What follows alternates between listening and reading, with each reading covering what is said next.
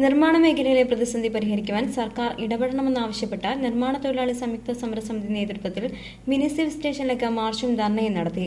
Alappuzha mini civil സ്റ്റേഷന് മുന്നിൽ നടന്ന ധർണ CPM ജില്ലാ സെക്രട്ടറി CB ചന്ദ്രബാബു ഉദ്ഘാടനം ചെയ്തു. നിർമ്മാണ വ്യവസായത്തിലേക്ക് വരുന്ന പതിനായിരക്കണക്കിന് ആളുകൾ ഇന്ന് ഉപജീവനത്തിന് വകയില്ലാതെ വലിയ പ്രയാസം നേരിട്ടുകൊണ്ടിരിക്കുന്ന ഒരു സാഹചര്യമാണ്. അതിനാധാരമായ ഒട്ടേറെ കാര്യങ്ങളുണ്ട്. അതിൽ പലതും സർക്കാരിന്റെ നയം മൂലമുള്ള പ്രശ്നങ്ങളാണ്. നിർമ്മാണ സാമഗ്രികളുടെ വില അന്യായമായി വർദ്ധിക്കുകയാണ്. സാധാരണ വില വർധനമല്ല, എല്ലാ സാമഗ്രികളുടെയും വില വർദ്ധിക്കുകയാണ്.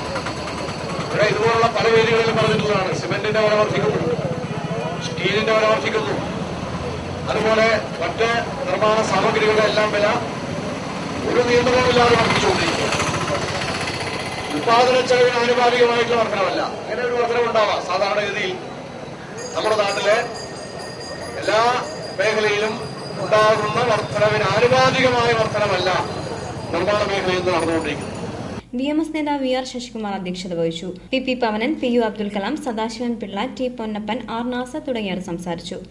തൊഴിലും ക്ഷേമനിധിയും സംരക്ഷിക്കുക എന്ന മുദ്രാവാക്യം ഉയർത്തിയാണ് നിർമ്മാണ തൊഴിലാളികൾ മാർച്ചിലും ധർണയിലും അണിനിരന്നത്.